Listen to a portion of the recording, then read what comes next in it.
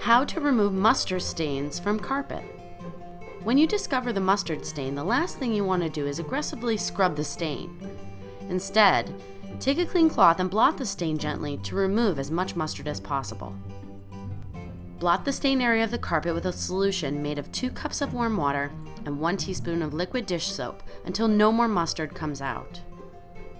Now, in a separate bowl, mix 3 parts liquid dish soap and 1 part hydrogen peroxide. Spread the paste onto the affected area of the carpet. Using a steam iron on its lowest setting, hold it over the spot for 30 to 60 seconds to loosen up the stain. Dip a clean towel into cold water and continue blotting the carpet fibers to lift off any remaining mustard residue. Pat dry the area with a dry, clean cloth.